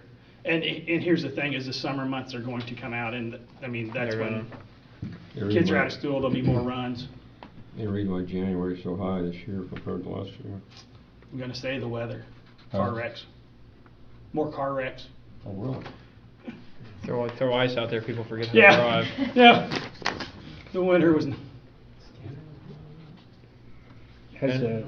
We got I guess, and some negotiation coming up or whatever on the third ambulance for this year with, or council has to approve additional appropriations? Well, the previous commissioners had created or extended our contract out for 3 years. The council said that they would fund the third ambulance for this year to see how it was, and then they would revisit if they were going to fund the third ambulance or just go back to the 2 trucks and a day truck Monday through Friday. So how's the third ambulance been working out? It's been busy, but the problem is in emergency services, we can't say on today's date at 2 o'clock we're only going to have 1 ambulance call. And that's why those longer response times were into Dano's, because those 911 calls happened right while other 911 calls were still happening. So we didn't have enough units available to cover all those calls because they were coming off of previous emergency runs, or one of the calls was they took a patient from up north to Cayuga to Terre Haute where the patient wanted to go to the hospital. The other two ambulances were on calls. They were responding from Vigo County to get back because they were on their way back into the county. We're not looking at any specific, a broad stroke at this. It's definitely helped overall to take care of the patients. In the overall, can we derive from the data that we've decreased response times? Yes. And to what effect? It's 3 months, so I can't tell you exactly to what effect, but the response times have gone down previously, and they're matching to where they were in 19 when we were staffing that third truck. So the people are getting ALS a lot quicker. I mean, the average response time for the county is still under the national average 80% of the time, which is 8 minutes, and that's for an urban setting. So we're at, it's 3 24/7, and then the one still Monday through Friday? Yes. In Clinton? Well, it just depends. It floats you around. float And that one also does some of the non-emergent transfers. Okay. And that's the 8 to 5 or 7 to 4? It's fluctuates. Okay. And one of the things that I think you were waiting for was a direction on where the third truck was going to be looked at, because we've been down this road a lot over the last year of where the third truck was going to be. I mean, it's been everywhere. And right now you're stationed It's still in the Clinton area because that's where we had agreed to at that time. Prior to the change of the commissioners, that's where they said to keep it because that's where we had it housed. I met with you and showed you the station the other day. And 75% of the calls are still from Dana and south. But you have been floating it though As soon as like right now, if that Cayuga truck goes out on a call, one of the trucks from the south is driving and standing by in Cayuga. Do they stand by in Cayuga or do they stand by at the Rise? They stand by at the Rise when there's only one truck available in the county. Because we don't know where that third call is going to come in from. So that's close enough to the center of the county. I mean, it's off by 1.5 miles, but it's close enough to be able to have good access to go north or south.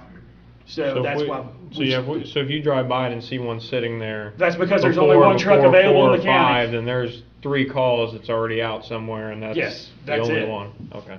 That's why we move it there, because we don't want. And I mean, I've been on that call where we've had the other trucks out, and then we're clearing from Clinton, and there's a run in Perrysville. Or I-74. And exactly, we've been up on the interstate quite a bit this year too.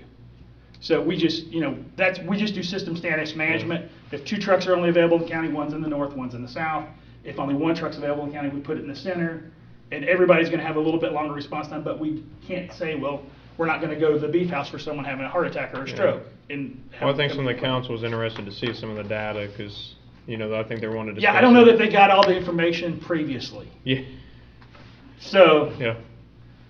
And I can send you that report to you all every month. It doesn't matter if I'm not here. I mean, it's no big deal. I would like to see it every month. I mean, I can send it to you and you can put it in their packets. It's fine. I'm sure maybe even some of the council members, since they're the budgeting side of it, would like to see some of the data. If they want to. You might ask Ashley, but I'm sure they would.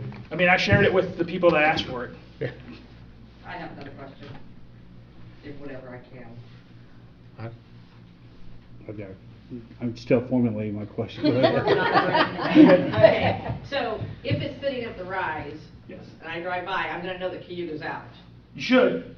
But if you're totally packed in or everybody's in unit in Clinton and Cayuga goes out, your ambulance drives to Cayuga to their station. Yes, well they should, unless they're gonna get something to eat. Sometimes they go to, well they've gone to Angie's to eat, they've gone no, to I'm not saying but yes.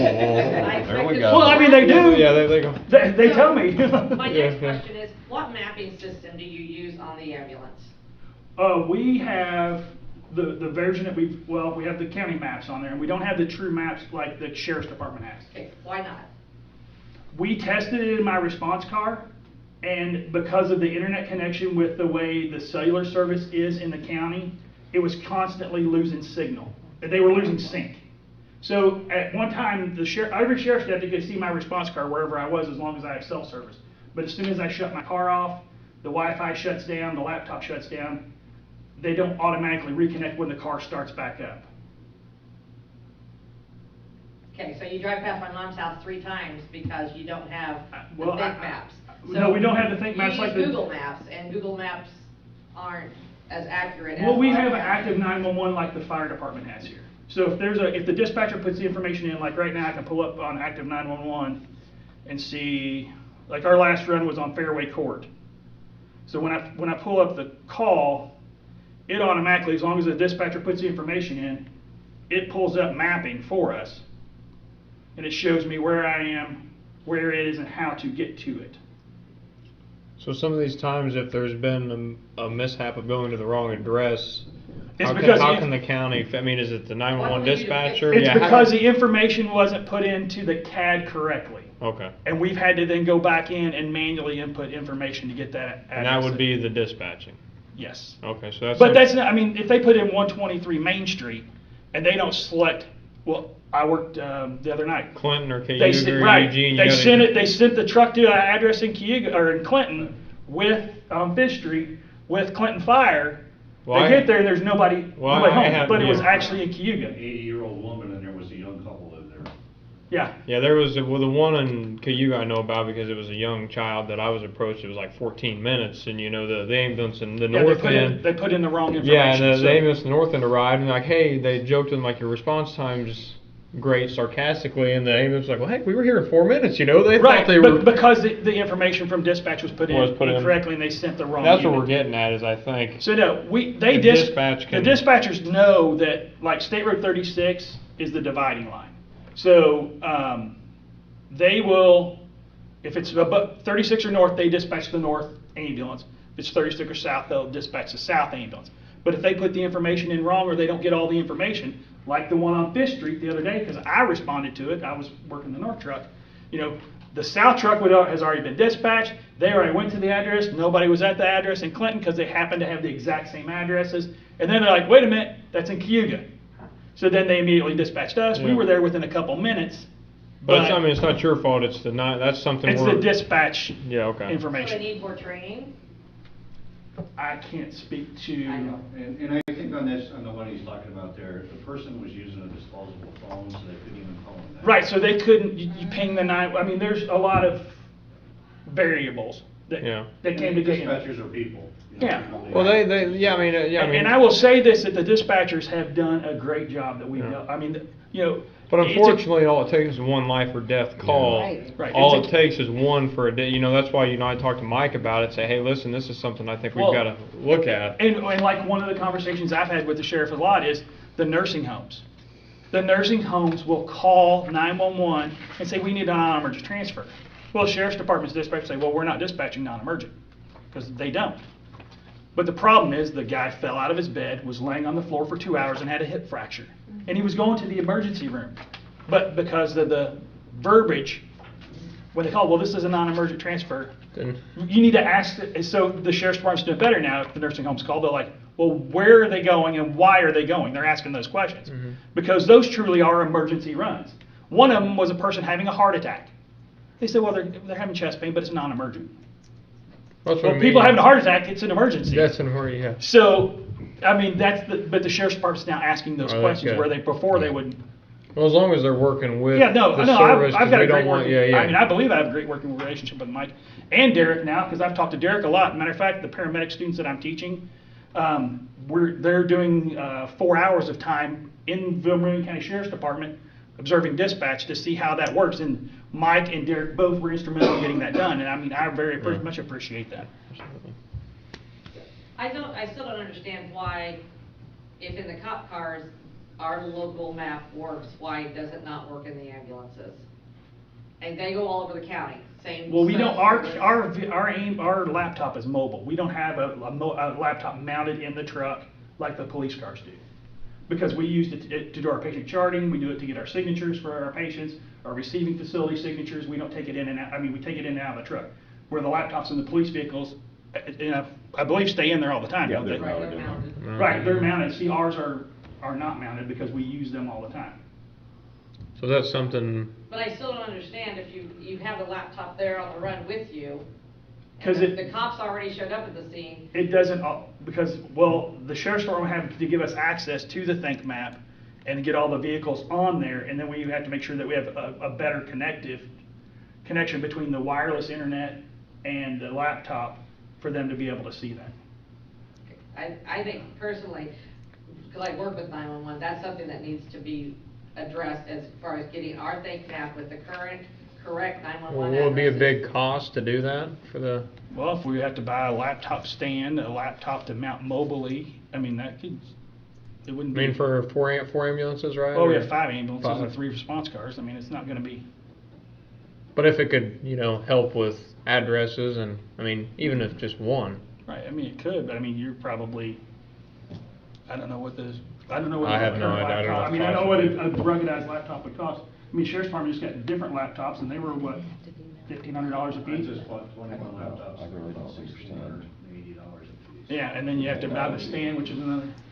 21 laptops for fire departments? Law enforcement. So this goes back to the broadband issue where they got the. Yes. It's a I mean, circle. and the bad thing is, I mean, If you're thinking about it, Yeah. go ahead. And- So if Joint can run a line out to the middle of somebody's cornfield and use some sort of a tower to provide countywide broadband, That's something I didn't, then that's something that but the whole county benefits from. But I mean, everybody Not knows just it. a select few. If you go to Clinton and you drop down over the hill on 163, you're done. That's right.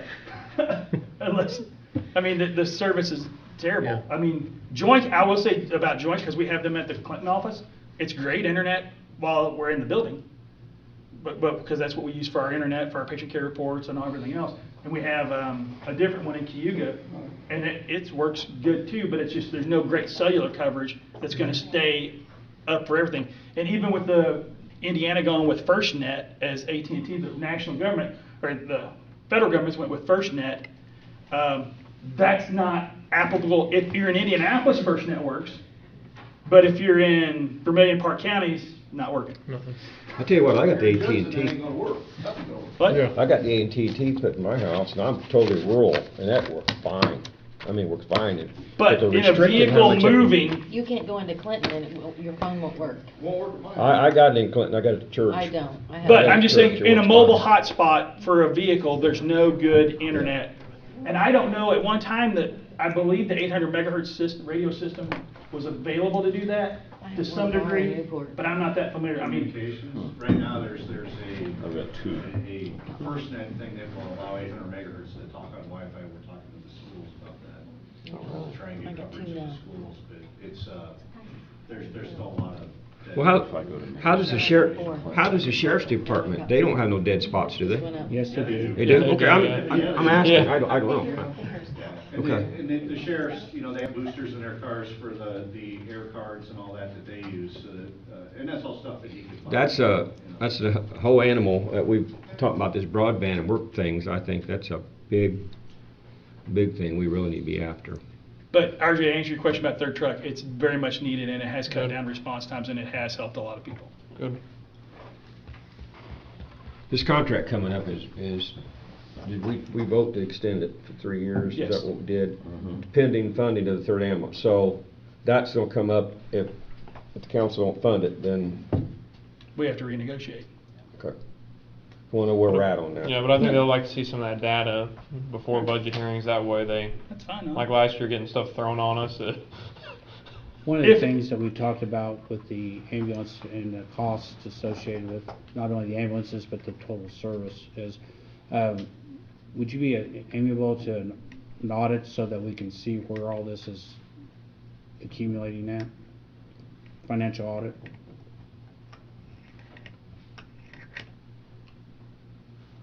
I would Answers, be yeah. I would be willing to share certain information with certain people. I will not do it in a public and open meeting because I'm a private company, and then that would give anyone that would potentially. So I would be willing to share the data, some of the data. I don't know how that could be done, but I'm not going to come to an open meeting and open my books for everyone. This is a professional service, and what I'm looking at is an audit for the counties. I think that's one way we can lay to rest the issues that the council has, maybe even the commissioners. I don't know who all has an issue. But it's something I thought that might be able to I would lay be to rest willing all this to to do what I could to help give you the information that you would need to help make a more informed decision if that's what you request. Because I can show you right now the county subsidy, the payroll is. Our payroll is more than what the county subsidy is. And the fixed cost of the supplies, I mean, I can show it. I know. That's where I'm kind of going with this, is that we've talked about how you go about determining the ambulance and the costs, and, and we expect you to make a profit. You're a for-profit organization. That's fine. You've done a lot of things that are not necessarily going toward your profit, so that's good for the county as well. But I think that we need to show those things, and I think if we look at one of the things that we talked about is that you accumulate all of your costs for supplies, your cost for ambulance, fuel, labor, benefits, et cetera, on down the line. Everything that company has to have to operate on. And you do that, but you do it and then you divide it by how many runs you think you might have. Right, and what our collection ratio is between the payers of Medicare, Medicaid, and private how much you insurance. might get reimbursed back, Right. or you might not get reimbursed back, however that goes. Right. But there's a cost of doing work, and anyway, and then you divide that by however many runs you anticipate. And that, I think, is where your 5%, if it varied, came into play. I don't know that everybody know.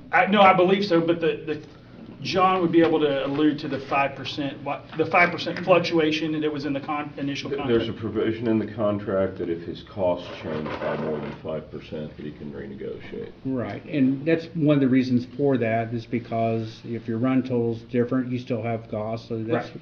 I don't think everybody understands exactly where all this is coming from or why it's even in there.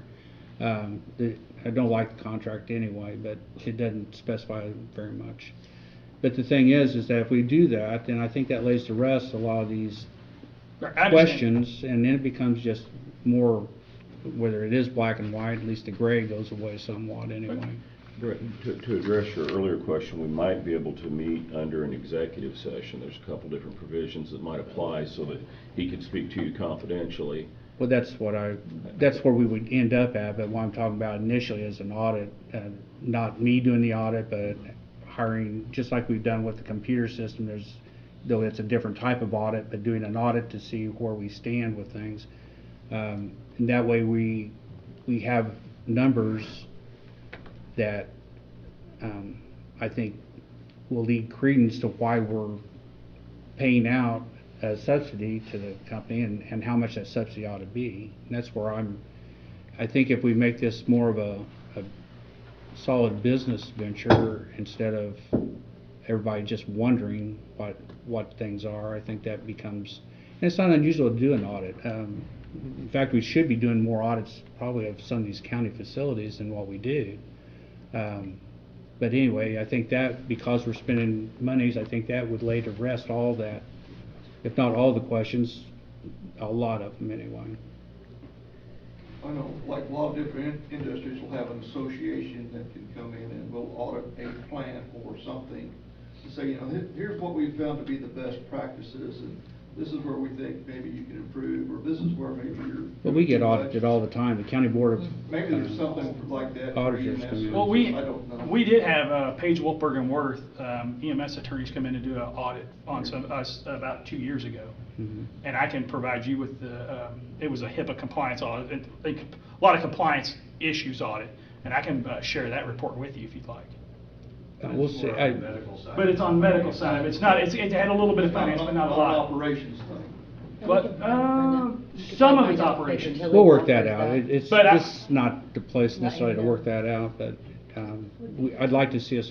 Baker Tilly, would they be able to do something like that? Oh, that's why I said I don't know. I bet We'll they do. we'll work those issues out, and then we'll get back with you as to what we'd like to do, and you can say yes or no, and or maybe, whatever the case may be. And I think that way we will have, one of the things I was challenged by the council a month, 2 months ago, I'm not sure when, they said a new contract's coming up for the ambulance. Well, when I read through the after I finally got all the contract, found it's already negotiated. It's just a matter of what this ambulance is going to cost. But some of these terms, I don't know. Our construction contracts are a lot more than what this one is.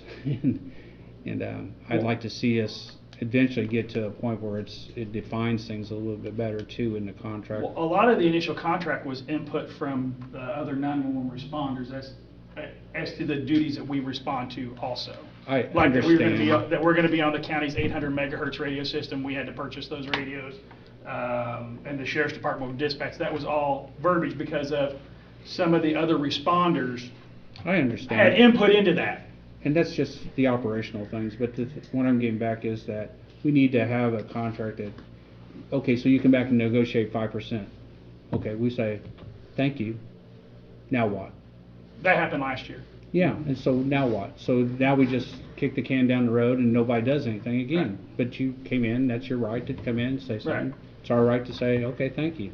Yeah. Nothing That- happens. We actually did do that last year. The commissioners approved it. The council did not chose not to fund it. Yeah, But anyway, it's I'd like to get the irrelevant. mechanics of it a little bit better if we can. If you're not agreeable to it, we just write out the contract. But anyway, we'll work this out and then we'll discuss it, and it'd be an operational thing, I think, at this point. And yeah, we're not sharing data. That's not fair. But if we needed, when we do it, it'll go to executive session. The end result will come out as bulk or a whole number, not a division of costs or whatever the case may be. So I think we can do this. Yeah, I'm open to doing that. I'm not willing to do it in a public session. And I agree with you. That's fine. Anybody else that got a question for ambulance? We're gonna move along. Thank you. Looks like we ran everybody out. Also, I'd like to say that we've not, the people I've talked to, we've not had any complaints on any of the services. None of them's come forward. There may have been some, but I've not heard of any, and nobody's voiced them either. So your drivers, your EMTs, your paramedics, whoever's been doing a decent job with that, that's hard to do and not have a complaint come forward. So thank you. Thank you. Public comment? On anything? We'll limit you. Got to limit you a Limit little to bit. 3 minutes, Penny, 3 minutes. Well, I mean, are we done with the ambulance? I Yes, just wanna- we're done with the ambulance. Um, You need to come up here and go talk. I listened to the council meeting last night, and there was a lot of people talking out there, and you can't hear it, so I'm gonna tell Ashley she needs to make sure, Well, we need to do do it. better about this. Yes. Okay, I'm just gonna give a brief update If you'll from state your area name, please, and your plan for the comprehensive plan. This is Okay. What's your name? Penny Carpenter, Carpenter. With an E right And you're now, A. representing who? Area Plan Commission. Okay. Now that makes a difference for you. You represent a lot of people. Yes. So during our regular monthly meeting, HWC did attend with Eric Smith, Corey Whitesell, and Jonathan Smith to discuss the comprehensive plan that from November of last year, we'd been told it wasn't going to replace our current one. Well, now it is. So after pointing out numerous inaccuracies and outdated information, it was obvious much work is still needed. Moving forward, Area Plan Commission will be the steering committee for the plan, working with HWC to build a comprehensive plan on relative facts and data that is unique to Vermilion County and tailor it to benefit all who live here. The comprehensive plan that is currently being presented will not be replacing the current 2002 comprehensive plan until it is approved by Area Plan, and then we'll send it before you guys. Is that a letter from your committee, or is that a letter from you? This is a letter from me.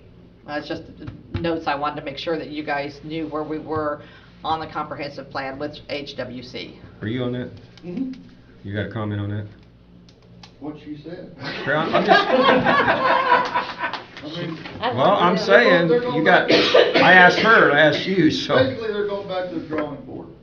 They need I mean, to. they're kind of using the current draft as an outline, but it's It's a mess. very, very inadequate, really not organized well. Just wasn't a very good attempt, and so we kind of got their attention, and I think they're going to do better. Well, I agree 100%, and I think it needs to go back for approval of the local, I mean, that's why we appoint you guys to them boards to do your job, and And they are going to address it. At this point, we're working heavily on wind, so it's going to be a month or so before we get back to the comprehensive plan. And I don't know how that affects the grant. but and all that, when you that talk has about that nothing- wind, you will be notified here probably the next day about the outcome of this 1381 bill, because if it's 1381 bill, and you're gonna have a deadline, We're close. Yep, we're real close, yep. so. So thank you. Thank you. So, we're gonna refer HWC back to you guys and say they go through the process with you and get your approval before it moves on. Is And that, they is that, understood that at the meeting as well. is that, Do you have a question? that's my Brady? personal statement. You guys make your own statement. Penny, you said you were making comment, those are your comments, or are they the area plans It's comments? I'm the director, Yes, the right. executive director of area plan, but that was the consensus of the meeting. So you're reporting for area plan? Right, and I Okay. was asked to speak today on behalf of them, yes. Okay. Thought that might have been your personal. No. That's what I was asking, was you speaking for yourself or speaking for the committee? No, I said the area plan, so, yes. Okay. All right. It was unanimous that, well, we wrote a letter to HWC as how this all got on their plate from the And they're agreeable to this as March well? meeting, yes. I just say, I as commissioner support you guys 100%. I mean, you're appointed those positions, do your job, and we need to respect you and your decision making, so. And economic development is on board with you too, since they're kind of administering the grant? Economic development right now, I know they're not, that's That's I'm just another- asking. It's another work session. Give me a suggestion. They were in attendance, there we go. We'll, yeah. I'm just kidding. Okay, You're I want right, though. Yeah, I'm not. Closing comment here, I want to say one thing. There's an issue going on in the county. A lot of questions are being asked on property tax, and I'm going to ask for, I haven't told Paige yet, but I'd like for her to put her on the agenda for the next meeting, for an open meeting about property tax and kind of explain what's going on as far as the county. People And, from Illinois would quit buying all of our property for 10 Do what? times the amount it's worth now. No, but there's a lot of change in property tax, and I think that, Well, the market's going up because I mean everyone's paying. well, the market's going up, but if you look at property tax on farm ground, it's all going down. So I'm talking with the state about this, where it's coming up. I mean, right now, property tax goes up, then where all does that money go? You know what I'm saying? There's some changes there, and I think that I, as a commissioner, trying to get my head around it, I think it's important that Paige come in and tell her part and explain herself, and that's something I think we are starting to do, is ask more departments, you know, every so maybe a couple months have a different department come in and give a report. But this is a hot topic. I don't know if you all know about anything about this. Has it affected you? I mean, I look at mine, oops. You know, and I ain't saying anything wrong with it. I just think that we as commissioners and people in the community, that clarification would help. And so I like to put her on the agenda for next meeting. Your thoughts? That's fine. Fine with me. So with that, anything else, and we're going to get out of here. This week, the millings will come up on Highway 63 between Terre Haute and 163. And so we'll be possibly talking with whoever's the winner of that bid, or working on the bids, which will probably be Wabash Valley at this point, or Heritage, whatever name they go under now. I will say one thing on that comment. Last year we got a lot of millings in from the state, and they was thrown away, so we got them for free. Took a District 3 garage. We got a humongous a machine in that ground it up and pulverized it and sized it. And up south of Cayuga, we put it on a road. And I went out there the other day, and that road is nice. You ought to go down. It is nice. And it's just the millings. We put it down, but what happened is a lot of times people put millings down and they don't have them sized. And we ran it through a machine and sized it so it was uniform when we put it down. And you go down that road now, you can't even see dust. I mean, and it was a gravel road. So I mean, we just did that raw material. You need to take a ride on it. It is nice. Mm-hmm. And so plus that provides a base for future, you know, putting a hard surface on. So anyway. And the other thing I'd like to do is start entering into discussions about the county engineer, getting that motivation going, and get into the budget process here. And it sounds like we may be able to do a grant writer as well. There's some interest in that. I believe that they both pay for themselves. Okay. Did I send you the things from Neil Costello from Vigo County? For which For one? the engineer. Yes. Okay. Yes. He had sent us those and said we might look at them and see. I need to get more to the point of a commitment before we can really start asking people to come in and, that Well, we're just gonna just actually developing kind of the outline get of it what there. we. Right. Yeah. Thank you for doing that, appreciate it. You're welcome. Anything I else? haven't Tim? heard anything on the community crossing grant. I got a call in for that, so hopefully we'll know something here shortly on that. One other thing, I'll quit. We was at a meeting last night. Well, this impacts the county. Yeah, Um, it all does. Do what? Everything does. Well, it impacts all the highway departments. Currently, the town of City of Clinton had a meeting about using the main street coming through town. At first, I thought there was no hope to work that out, but I think we're getting to the place now that we are going to have some conversation about being able to access that. We're trying to work something out that that's going to work, especially for local traffic. So that's in the process of being worked on. That's all I got to say. And one more thing. Theater, if anybody has pictures of the old theater here downstairs in the courthouse, or whatever you want to call the community Auditorium. section, auditorium. If you have pictures of what that might have looked like in the past, if you could maybe forward those to me or the auditor or someone so that we can see those. We're looking at possibly renovating that and making it, especially the commissioner's room is a little bit small sometimes, depending on what the topic might be, where we might be able to start having our gatherings there and maybe other things that are going on. We also have the trades group out of the school system that is interested in helping with that.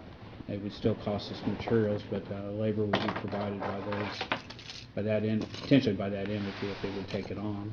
So something I'd like to see us delve into and see if we, what it might end up being. Thank you. One more thing, can we adjourn? Somebody got a motion?